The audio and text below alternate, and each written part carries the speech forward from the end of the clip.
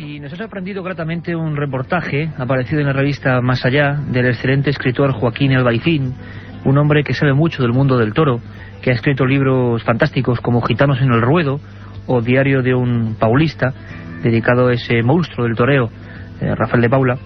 Y ha hecho un reportaje, sin embargo, que se separa un poco de las corrientes más ortodoxas, pero que entra de lleno en la temática también de este programa, que es el misterio, los presagios de muerte, las cosas que ocurren de vez en cuando y se transmiten en un universo tan ancestral, tan maravilloso, tan cerrado en sí mismo, como es el de los toros.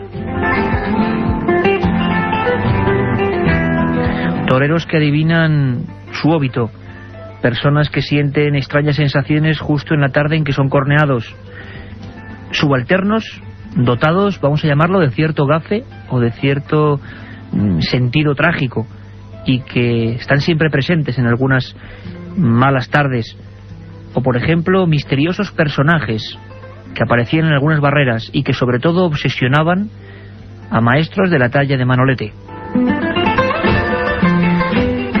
Don Joaquín Albaicín, buenas madrugadas, ¿cómo estás, compañero? Hola, buenas noches, encantado de hablar contigo. Pues encantados nosotros, un reportaje sensacional donde desgranas un sinfín de cosas que yo creo que no son nada conocidas y que, bueno, que nos demuestran que hay un mundo ancestral con cierto atavismo, ¿no? Ciertos condimentos lógicos primitivos donde intervienen, por supuesto, historias de lo sobrenatural. Imagino que te has encontrado en tu investigar sobre este asunto un sinfín de historias. Hablas de presagios de muerte en el ruedo. Joaquín, ¿podrías explicarnos por qué has titulado así este reportaje? Bueno, sí, estos son un conjunto de historias que yo, pues, llegaron a mi conocimiento, sobre todo un poco por el ambiente familiar, que las escuché de niño, y después pues a través de toreros con los que tengo amistad, o gente relacionada con el mundo de los toros que me las ha contado, ¿no? Y bueno, es curioso, no solo en el mundo de los toros, sino creo que en la vida de cada uno, cada vez que acontece algo verdaderamente relevante, si uno se pone a pensar, a escrutar un poco el pasado más reciente, pues se topa con símbolos, con palabras, con cosas que se debieron hacer pero no se hicieron, que de alguna manera prefiguraban ese acontecimiento, ese desenlace que iba a suceder después. Lo que sucede es que en estas cosas repara uno un poco a toro pasado, ¿no? Nunca mejor dicho. Claro, y en el mundo de los toros, además, que bueno, que no es un arte que pertenezca en propiedad al mundo moderno, sino que pertenece al mundo tradicional, y por lo tanto es un arte en el que el ritual tiene un componente importantísimo. Pues en todo marco ritual, siempre que se deja de incumplir uno de los pasos prescritos, pues se crea cierta sensación de desasosiego, ¿no? Luego, además, si tenemos en cuenta que es un arte en el que aquellos que lo practican se juegan la vida, pues es normal que todo el mundo se aferre a instintos de seguridad que van más allá de lo lógico, ¿no? Adornas el reportaje con fotografías maravillosas y hablas de algunos grandes de toda la historia del toreo. Uno que es aficionado, al menos un poquito, ¿no? Intenta aprender de ese ambiente, como decimos, ancestral, ritual, mágico, sin duda, del toreo.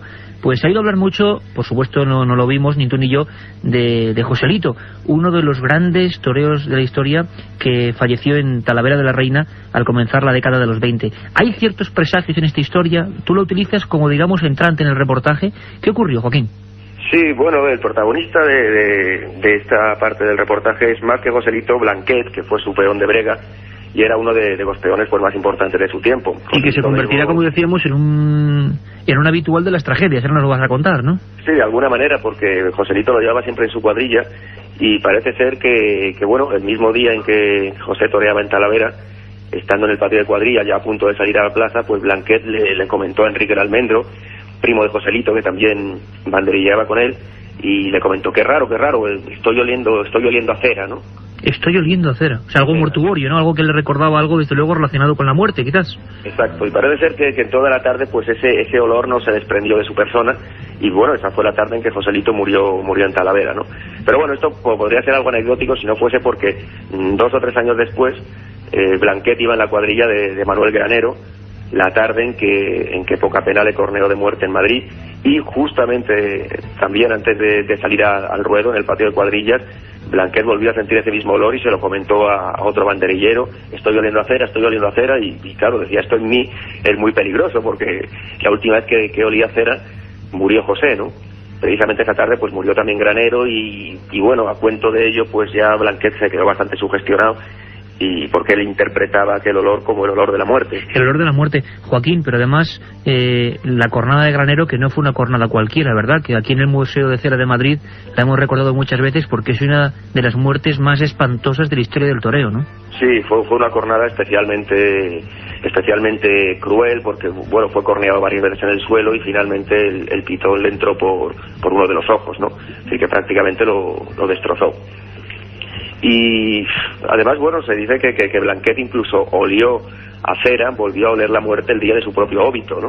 Porque él ya se había retirado de la fiesta, sugestionado por esto que le había sucedido, pues él ya se dedicó a otras actividades, o se buscó otro medio de ganarse la vida, hasta que Ignacio Sánchez Mejías, el cuñado de Joselito, le convenció de que volviese a los ruedos enrolado en su cuadrilla. Y bueno, torearon una tarde en Sevilla. Esa tarde Blanquet volvió a oler a cera, pero bueno, no sucedió nada, no aconteció ninguna tragedia en el ruedo, y bueno, se estaban ya cambiando en el tren que le llevaba a Guadalajara para torear en su siguiente compromiso, y claro, un compañero de cuadrilla le dijo medio en broma, dice, ¿ves cómo no iba a pasar nada? Si es que tú ya eres tú quien se sugestiona con estas cosas. Y en ese momento Blanquet empezó a decir otra vez que olía cera, y fue él quien cayó en el suelo muerto, redondo, con un colapso. Es decir, que olió su propia muerte de alguna manera también. Ese día la cera pues era para él, no para su matador.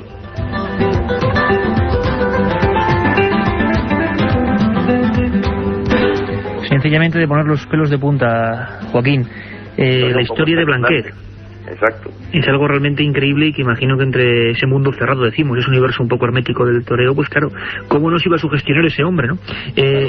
Los toreros son hombres de tradiciones, de supersticiones, pero yo de verdad pocas veces me he sorprendido tanto, como periodista, como investigador, con una historia digna de novela, realmente increíble, y que relaciona pues ni más ni menos que, bueno, al hombre que marcó una época, lo decíamos antes, ¿no?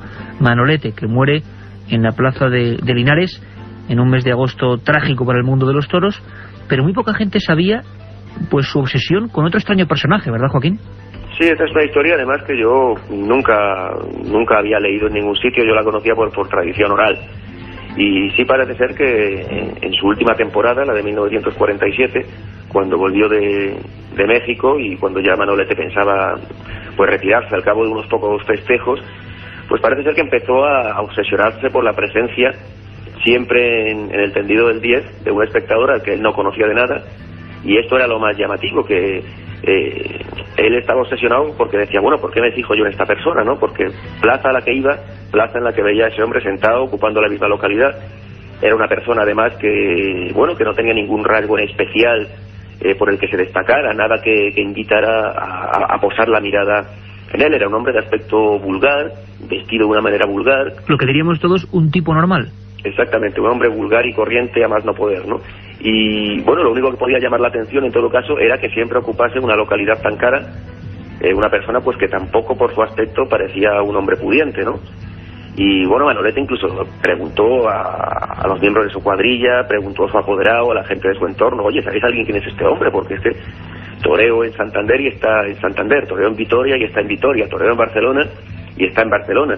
Y la verdad nadie le conocía. Incluso había una circunstancia muy extraña, que era, en cuanto doblaba el sexto toro, en cuanto moría el último toro, se volvía Manolete hacia el tendido, hacia la localidad que ocupaba este hombre, y él ya no estaba allí. Es decir, parecía como si hubiera sido la primera persona en marcharse de la plaza. Entonces él, pues parece ser que se obsesionó bastante con esta persona, y luego, bueno, hay una historia en cierto modo relacionada que tiene que ver con su última tarde, la tarde de Linares. De Linares. Luis Miguel Dominguín dejó unas notas manuscritas en las que hablaba de un individuo que estaba aquella tarde en la plaza, y que de alguna manera recuerda un poco a este personaje, porque bueno, en aquel momento había un sector del público que intentaba un poco azuzar a Luis Miguel contra Manolete, intentando despertar una cierta competencia. Entonces vio a un hombre que insultaba a Manolete de una forma feroz, brutal. Y bueno, Luis Miguel se fijó en esa persona. Además era un hombre que hacía unos aspavientos muy aparentes, es decir, un hombre que no podía pasar desapercibido. Y bueno, pues cuando cogió el toro Manolete, lo llevaron a la enfermería, bueno, vio a esa misma persona ya no atacando a Manolete, sino atacándole a él, culpándole con ese afán suyo de enfrentarse con Manolete, haber sido el culpable de la cornada, ¿no? Era la misma persona. Al cabo de las horas, cuando Manolete ya expiró en la enfermería de la plaza, ese mismo hombre entró y se echó a llorar sobre el cadáver, y curiosamente Luis Miguel preguntó a varios amigos suyos que estaban sentados junto a él, y nadie le recordaba, ¿no? Luis Miguel dijo textualmente que de alguna manera creía que ese hombre era una especie de encarnación o de visión de la muerte, ¿no?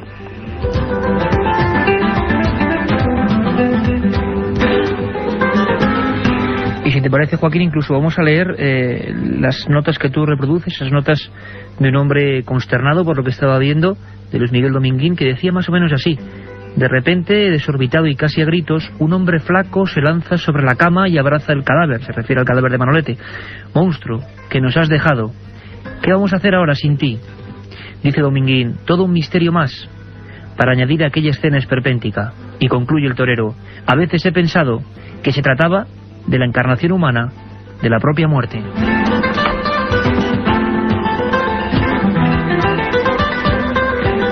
Un mundo apasionante y en el que seguiremos indagando con Joaquín Albaicín. Nos has dejado francamente impresionados. Fenomenal trabajo, compañeros. Sabemos que hay un montón de documentación más, que en este mundo del ruedo, de la sangre, del ritual del toreo, es escarbar un poco y encontrar un sinfín de misterios.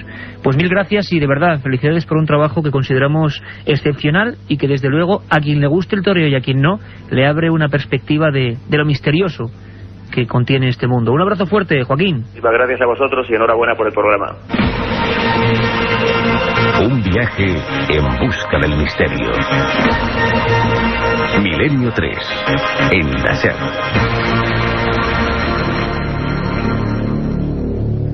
Tres y 26 minutos, seguimos en Milenio 3. Impresionante, Carmen, Joaquín Albaicín, menudo trabajo, qué gran comunicador. Un joven compañero que trabaja en ABC, en varios medios de comunicación, que ha hecho esos fantásticos libros como Diario de un Paulista o Gitanos en el Ruedo, y que, bueno, pues se ha puesto a indagar y hay mil cosas más por contar, ¿no?, en ese mundo atápico. Da hasta un poco de carne de gallina ese... ¿Quién sería, Carmen, ese hombre de traje gris con sombrero que obsesiona a Manolete? ¿Sería eso propiamente? ¿Tú qué crees? Cualquiera sabe, Iker. Yo estoy segura de que Manolete veía algo, pero no sabemos si era cosa de su mente o de verdad ese ser, ese hombre, estaba ahí. Pues quien sí está ahí es Santiago Camacho. Como es lógico, sé que sois muchísimos los conspiradores que os emocionéis con sus historias, nosotros también, por supuesto. Hemos recibido muchas cartas porque en un par de semanas Santiago, que estaba con sus cosas, pues claro, no nos traía nuevas historias y nos reíamos amablemente con vosotros, con esos mails que nos enviabais, porque decíais, ya estáis conspirando contra Santiago, ya no está su sección porque se mete con los grandes poderes. No, Santiago sigue en el equipo y en primera línea. Nos habéis escrito muchas veces hablando de la cara de Marte, ¿verdad? Esa sonda Viking que de repente en el planeta rojo describe algo como ruinas. Y el tema de las ruinas en Marte, ruinas en la Luna, todo tipo de cosas, se ha hablado mucho de ellas. ¿Qué hay de verdad, qué hay de mentira? ¿Qué hay de conspiración? ¿Qué hay de añadidura humana? ¿Lo descubrimos con Santiago Camacho? Vamos allá.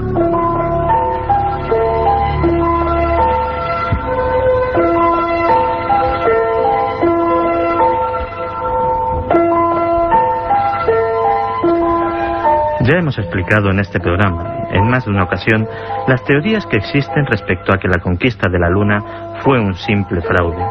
Sin embargo, existe otro foco de desconfianza hacia la NASA aún más fascinante, la de quienes opinan que la agencia lleva años ocultando las pruebas de la existencia de vida extraterrestre inteligente.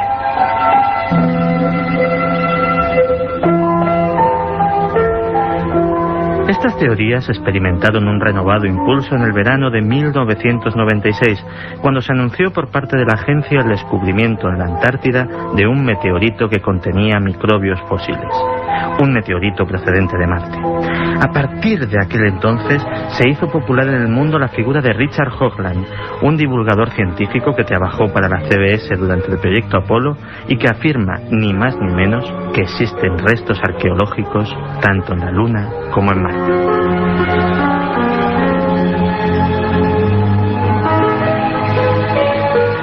A mediados de los 80, Hoagland, junto con un equipo de técnicos y expertos, investigó en profundidad la llamada cara de Marte, una gigantesca estructura pétrea asombrosamente similar a un rostro humano que descansa sobre la superficie del planeta rojo. Llegaron a la conclusión de que era artificial.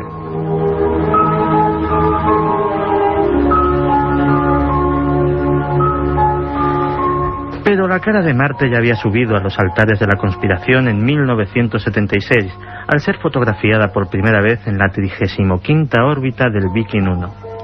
Descubierta por los analistas de imagen Vincent Di Pietro y Gregory Molenar, su principal defensor ha sido realmente Hoagland, quien es conocido ya desde hace tiempo con el sobrenombre de El Hombre de la Cara.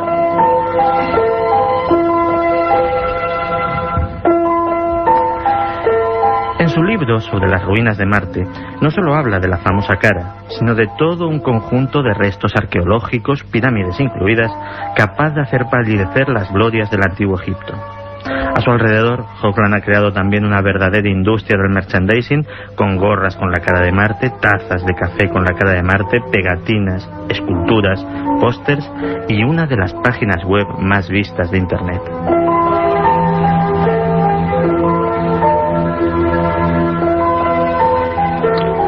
Pero Marte no sería el único lugar donde la NASA habría ocultado la presencia extraterrestre. Desde 1969 se ha especulado con la posibilidad de que el pequeño paso que Neil Armstrong dio en la Luna fuera presenciado por testigos no invitados procedentes de otros planetas. La historia de los avistamientos ovni protagonizados por astronautas es larga y algo ha ido saliendo a la luz a pesar del secretismo de la NASA. ¿Quién sabe? Es posible que algún día se nos revele el porqué de tanto secreto y descubrimos cosas que hoy día ni siquiera podemos sospechar.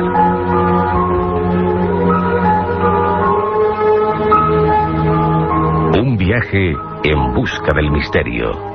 Milenio 3, en la SER. Si quieres viajar a lo desconocido, no dejes de leer El Archivo del Misterio de Iker Jiménez, los libros del tercer milenio. Colección El Archivo del Misterio de Iker Jiménez, publicado por Editorial Edad. Próximos títulos ya a la venta: La Sábana Santa de Carmen Porter, Casas Encantadas de Francisco Contreras, El Secreto de la Gran Pirámide de Manuel Delgado y Vampiros de Miguel Gómez Aracil.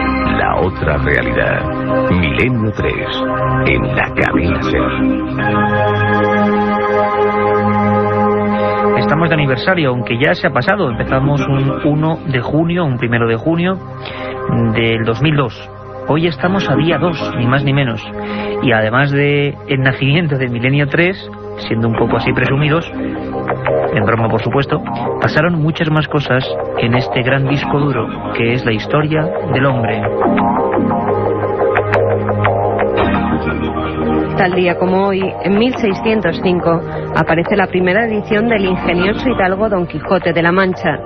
Unos años más tarde, en 1875, el logopeda escocés Alexander Graham Bell inventa un micrófono de membrana para su teléfono.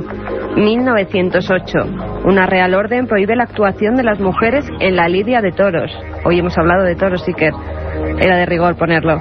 1909, primer vuelo en aeroplano con pasajeros. Lo realizó el aviador francés Louis Blériot, con 2 personas a bordo. Ya en 1957, más de 2.000 científicos de todo el mundo, encabezados por el físico y premio Nobel estadounidense Linus Pauling, piden la suspensión de las pruebas con armas atómicas. Desde luego que no lo consiguieron, eso de limitar las armas atómicas. Pasaron más cosas en 1966, Carmen. La sonda lunar Surveyor 1 de Estados Unidos aluniza después de un vuelo de 3 días. En 1967, el periódico Informaciones publica que en San José de Valderas, cerca del restaurante La Ponderosa, más de 20 personas afirmaron haber visto una bola de fuego que recorrió varias veces la zona, volando muy bajo y que acabó posándose a unos 50 metros de ellos, usando una especie de patas de trípode. En el suelo quedaron unas huellas y una zona bastante grande del suelo, como si hubiera sido sometida a una gran temperatura. 1973. El Lute es detenido en el barrio de Juan 23, en Sevilla, con su hermano, el Toto. Y ya en 1989, biólogos italianos encuentran un nuevo y sencillo mecanismo para crear animales transgénicos en laboratorio. un sinfín de cosas un 2 de junio, entre ellas una historia apasionante, año 67, el ovni de San José de Valderas, aquí al ladito, cuando esa zona de Madrid era pues campo casi desolado, en los castillos del Marqués de Valderas. Os preguntéis mucho por esa historia de Humo y los ovnis de Alcorcón y de Aluche.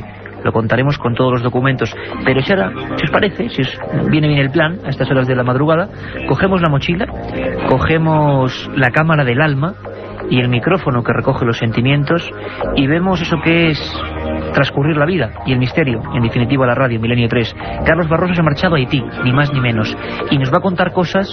Agarraos bien, si estáis en la cama, como sé que muchos lo hacéis, subiros la sábana hasta la barbilla, porque vamos a hablar del país de los muertos vivientes.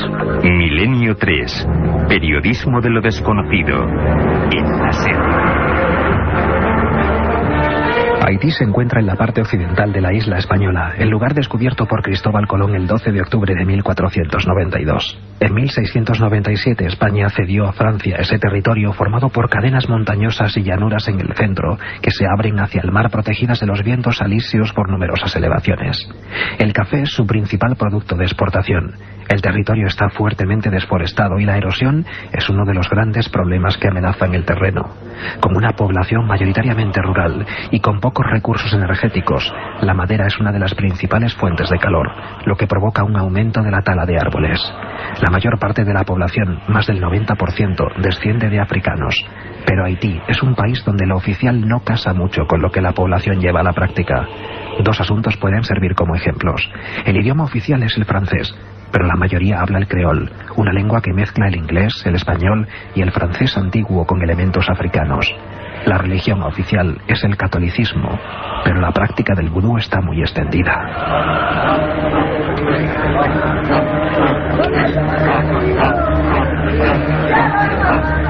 Es este uno de los aspectos más oscuros que perviven en un país que hace relativamente poco tiempo, en 1995, accedió a un sistema democrático después de haber vivido dictaduras y golpes militares.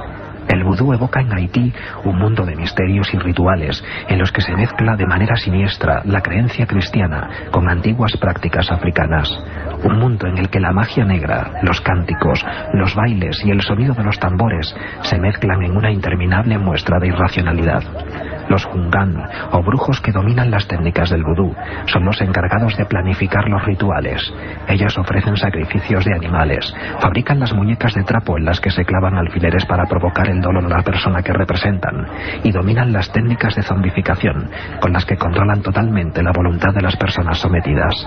Esto se consigue gracias a un compuesto llamado polvo zombi, elaborado a base de plantas, huesos humanos, tarántulas, sapos venenosos, gusanos y una toxina que se encuentra en el pez globo, un veneno muy potente que genera este animal en los ovarios de las hembras. Solo con inhalar este polvo se pasa de la vida a la muerte y después de la muerte a la vida de forma progresiva.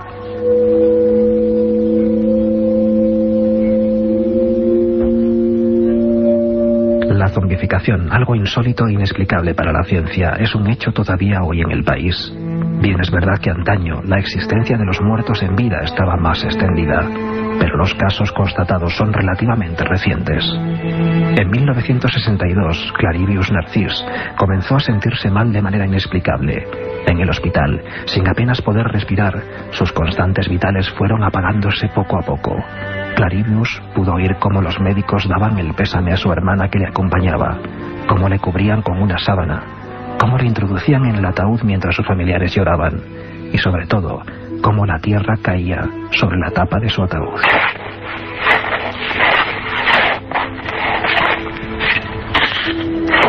Clarivius Narcís ya no pudo oír más nada hasta que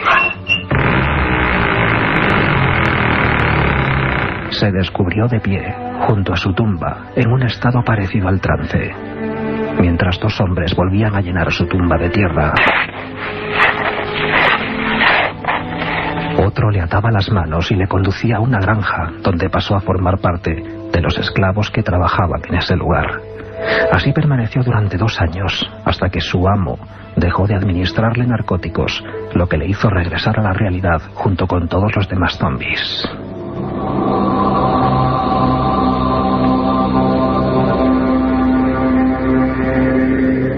Historias como esta se repiten en Haití de manera casi incesante. Cuenta una leyenda que un brujo lanzó una maldición contra una joven que le rechazó. Al poco tiempo la muchacha murió. Para introducirla en el ataúd demasiado pequeño para ella, tuvieron que doblarle el cuello. Uno de los asistentes a su funeral le provocó una pequeña quemadura en el pie. Al poco tiempo, la joven fue vista acompañando al Jungán que la maldijo. Años más tarde, la chica apareció en su casa explicando que el brujo se había arrepentido y había liberado a todos sus zombies.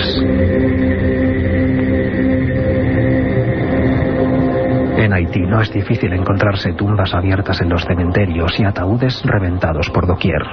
Aún hoy, los haitianos tratan de asegurarse de que sus familiares fallecidos no serán convertidos en zombies. Se endeudan para comprar lápidas muy pesadas, entierran los cadáveres en los patios de sus casas, rematan los cuerpos para asegurarse de que están realmente muertos, o velan las tumbas durante varios días, seguidos hasta convencerse de que el cuerpo ya está descompuesto. Cualquier cosa para evitar que sus personas más cercanas acaben convirtiéndose en máquinas de carne y hueso a las órdenes de un brujo del vudú.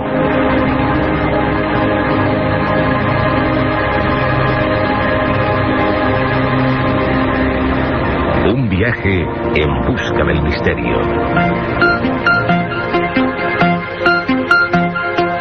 Milenio 3, en la SER. 3:41 de esta madrugada imborrable e irrepetible del 2 de junio del 2003. ¿Estáis ahí todos? Todos los amigos, los cientos de miles de amigos de esta familia de Milenio 3. Casi hay veces que hasta uno se lo piensa, ¿verdad? ¿Cómo nos ha puesto el cuerpo don Carlos Barroso? Tengo aquí a Carmen y a don Antonio Bravo en la nave del misterio y los dos están pálidos. Yo creo que también. Pero ahora, si os parece, para, como siempre, cambiar el rumbo, como una montaña rusa de las palabras y del sentimiento, nos vamos a algo más pacífico, a sentarnos en el sillón de la imaginación y a abrir las puertas de nuestra gran, entrañable y vieja biblioteca. La biblioteca de Milenio 3. Yo tengo en mis manos, sabéis que siempre os recomendamos dos libros, uno que se puede encontrar, que es novedad o que es fácil todavía de adquirir en las librerías, ahora que es tiempo de Feria del Libro, ahora que los próximos 2 fines de semana tenemos una cita con todos vosotros en la Feria del Libro de Madrid, ya lo sabéis, pues yo tengo un libro interesante, me lo estoy leyendo ahora mismo. Lo compré por un título que creo que puede dar para un programa y para 2. Minorías malditas, autor Javier García Egocheaga, editorial Tikal. El subtítulo: La historia desconocida de otros pueblos de España. Y es que seguro que muchos sí, incluso seguro que muchos de los que ahora nos escucháis estéis en zonas muy cercanas a donde vivieron, por ejemplo, los agotes, los vaqueiros de Alzada, o quién no se acuerda. Ahora ya han pasado un poco casi de moda, desgraciada moda para ellos, porque eran carne de páginas de sucesos. Los quinquis, los quincalleros. ¿Qué fue de los pasiegos que decían que vivían como en otra remota era en el magnífico Valle del Pas de Cantabria? Los enigmas de los maragatos, culturas dentro de culturas, que fueron apartadas, ignoradas, temidas, microsociedades al margen, como podrían ser, por ejemplo, aunque aquí en este libro no se incluye, un día haremos un especial, ojalá desde allí, los urdanos, los habitantes del bello y terrible a la vez paraíso maldito de las Urdes. Agotes, margatos, vaqueiros de Alzada, no se incluye aquí, pero también existen los brañeros de Logrosán, pueblos malditos. Ya lo sabéis, un interesantísimo estudio. Hacen falta cosas como esta. Hacía por lo menos 25 años desde que publicara Juan García Tienza Pueblos Malditos Españoles, que no tenemos una biografía de esas otras razas y culturas que conviven con nosotros y de las que apenas quedan recuerdos de algunas de ellas. Pero los hay en las piedras y en los caminos. Si queréis, si os apetece, os planteo pronto un programa, quizá en verano, en un nuevo horario, quién sabe. Pueblos Malditos de España. Apetecible, ¿verdad? Es la recomendación, Minorías Malditas, Javier García Egocheaga. ¿Y tú, Carmen, qué tienes? Veo una portada espectacular de la editorial Planeta, por ahí. Pues si antes nos ha puesto los pelos de punta Carlos Barroso, yo creo que el libro que traemos hoy también es un caso para ponerlos. Los demonios de Loudoun. El autor Aldous Huxley, la editorial Planeta, y fue publicado en el año 1980. En alguna librería de viejo todavía queda algún ejemplar de Los demonios de Loudoun. En este libro el autor habla sobre un supuesto caso de posesión demoníaca acaecido en el año 1631 en la aldea francesa de Loudoun. Allí, según dice Huxley, las monjas de un convento de Ursulinas aseguraban estar poseídas por demonios que les engendraban espantosos impulsos hacia el párroco local, hombre culto y hermoso, adorado por las mujeres de la aldea y detestado por sus maridos. Las religiosas aseguraban que toda la culpa la tenía el sacerdote, Urbain Grandier. Este, tras pasar por muchos interrogatorios, fue acusado de hechicería, juzgado, torturado y al final Iker fue quemado vivo en la hoguera. ¿El propio sacerdote? El propio sacerdote. Se creían que... Caramba. Por unas historias amorosas que había también entre sacerdotes y religiosas, pues al final montaron todo este espectáculo porque era así y no era una posesión demoníaca, vamos. Yo, por lo que he podido investigar, se trataba más de histéricas que de otra cosa. De este caso se han hecho además una ópera que lleva el mismo título que el libro, 2 películas tituladas Madre Juana de los Ángeles y los Diablos. En definitiva, hay que ver una obra en la que se mezcla la brujería, la demonología, la superstición y la mística del siglo XVII. Pues hoy, a pesar de que un libro sea nuevo y otro sea viejo, ambos viajan a el ancestro, lo atávico, lo antiguo. Uno, Carmen, Los demonios de Loudoun, editorial Planeta. Autor Aldous Huxley. Aldous Huxley. Y Javier García Egocheaga, Tikal, Minorías malditas, la historia desconocida de los otros pueblos de España. Yo creo que hemos tenido casi de todo. Hemos empezado con toros, hemos seguido con una historia apasionante relativa a Marte, nos hemos marchado ni más ni menos que a Haití. ¿Qué os parece si conectamos todos los teletipos, si esta nave del misterio se convierte en una central de información y os damos todas las notas importantes que en torno al mundo desconocido ha ocurrido en todo el planeta? ¿Tenemos preparados ya los corresponsales? Sí, vamos allá, el informativo. Milenio 3, con Iker Jiménez, en la cadena SER.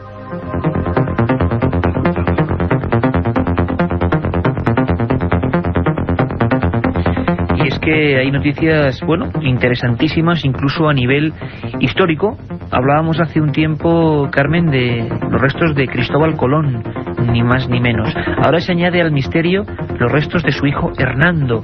Muy poco se sabe, es increíble, del descubridor de América, de ese hombre que en un principio creía haber descubierto la India, y algunos estudiosos sostienen incluso que murió creyendo que había descubierto la India, no América.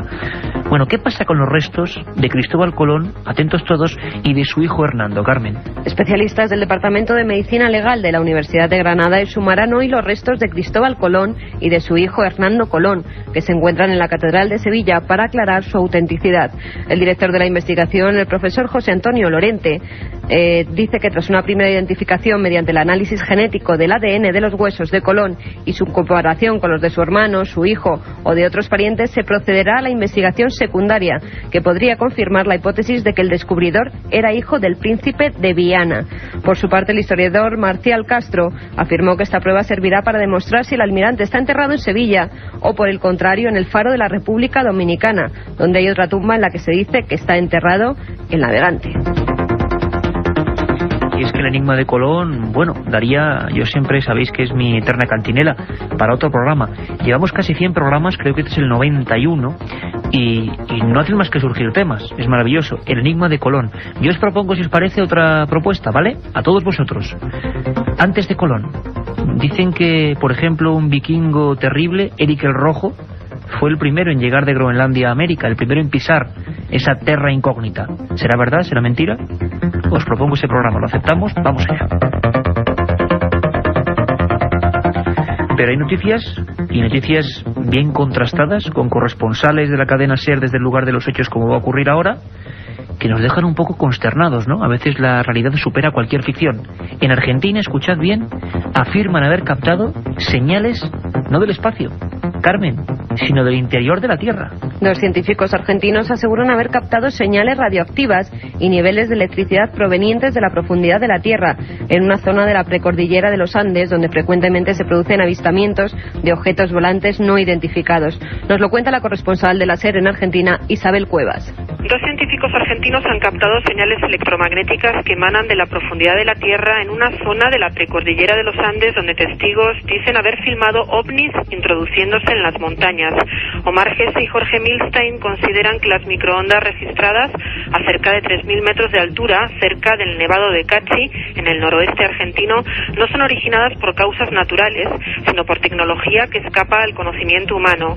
Gese ha indicado que una de las hipótesis es que en esa zona haya una boca de entrada de aeronaves a una suerte de ciudadela intraterrena, a la cual también se puede acceder desde otros países andinos como Perú y Ecuador. Más allá de la parte turística y que ya se ha transformado en un lugar donde mucha gente quiere ir a ver lucecitas y demás, el fenómeno está presente en el lugar desde hace miles de años. Eso está registrado en petroglifos en la zona, en leyendas. Las imágenes recogidas en las filmaciones muestran aeronaves de enorme tamaño que se trasladan a gran velocidad y se dividen en varios aparatos que luego vuelven a unirse. Estos objetos voladores penetran en un área montañosa rica en minerales. Los dos expertos piensan seguir midiendo las ondas electromagnéticas que allí se registran con instrumentos más precisos. Y ahora vamos al epicentro del milagro, un tema en el que tú, Carmen, iba a decir es experta, pero a nosotros los periodistas de Milenio 3, que somos solo eso, periodistas, no nos gusta llamarnos expertos de nada. Somos investigadores, contadores de cosas para que vosotros sepáis más.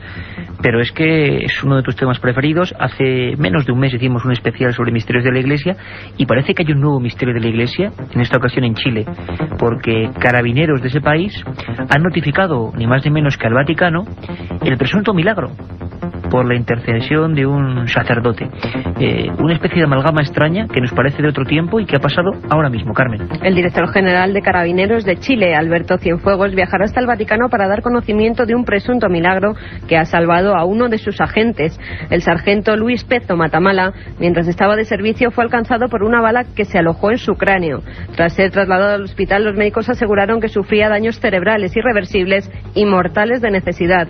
Pero el padre Lorenzo Torres decidió encomendar al policía a un sacerdote italiano, a Nicola Donofrio, al que se le atribuyen numerosos milagros. A los pocos días el sargento se recobró por completo de sus heridas y ya ha sido dado de alta.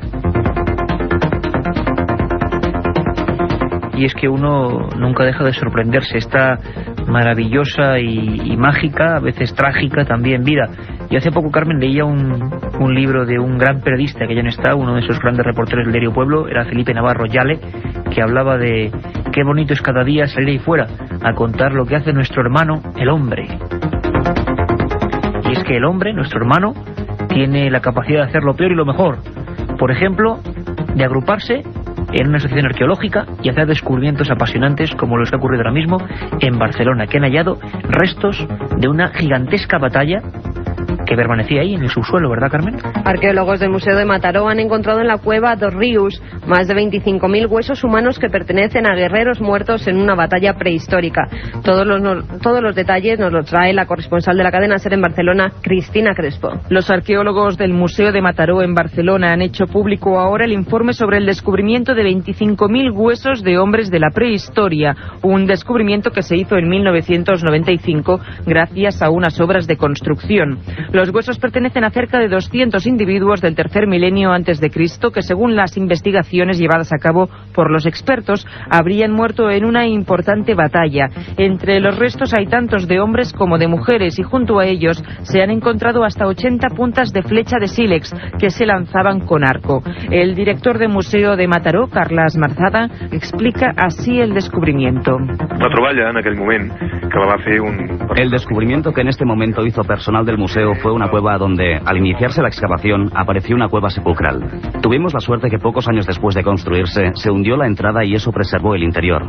Se encontraron solo 11 metros cuadrados los restos de cerca de 200 individuos procedentes de una batalla en el pueblo que hoy se conoce como Dos Rius.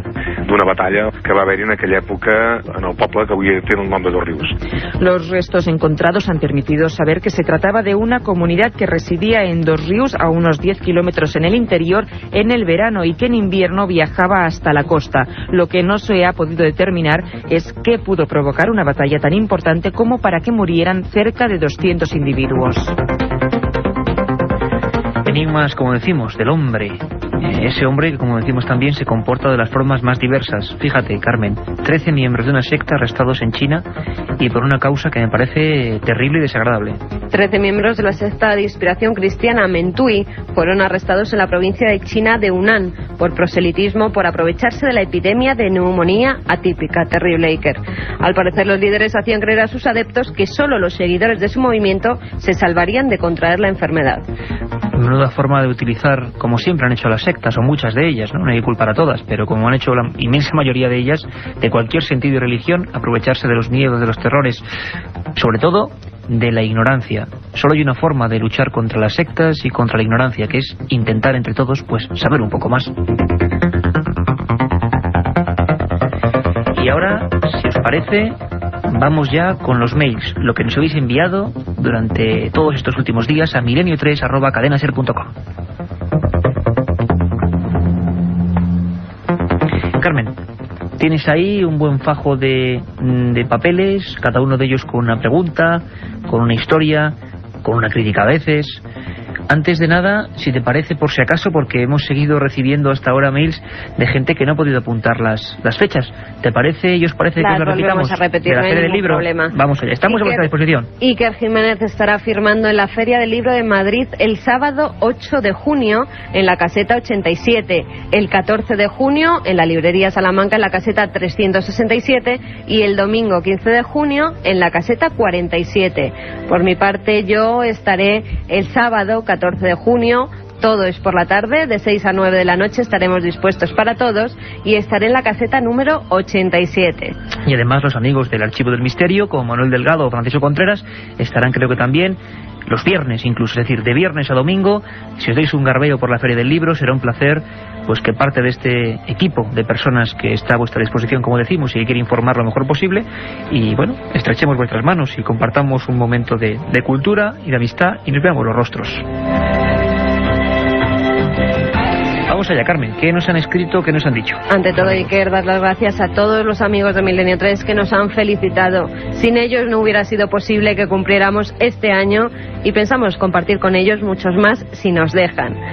Y ahora vamos con los mails. Ángel Tato Bermejo nos dice: hola Iker y todos los que hacéis posible Milenio 3. Quería proponer un tema para que lo tratéis en alguno de vuestros fantásticos e inigualables programas. Este no es otro que el controvertido y nunca bien aclarado tema de viajar en el tiempo. Viajar en el tiempo. Mira, hace bien poco, compañero, ha salido una noticia que publicó creo que el Time incluso, y eso le dio un carácter, ¿no?, de importancia, y era una especie de leyenda urbana moderna de un jugador de bolsa que estaba haciéndose absolutamente rico, que le investigaron porque era imposible que ganase tanto y afirmó haber venido del futuro. Al final parece que es una leyenda urbana, por supuesto, pero ¿todos son leyendas urbanas? ¿Ha habido gente que lo ha intentado? La ciencia ahora mismo dicen que en la URSS, en la antigua Unión Soviética, hoy en Rusia, se están haciendo pruebas de este tipo. ¿Está ocurriendo ahora? Haremos un programa.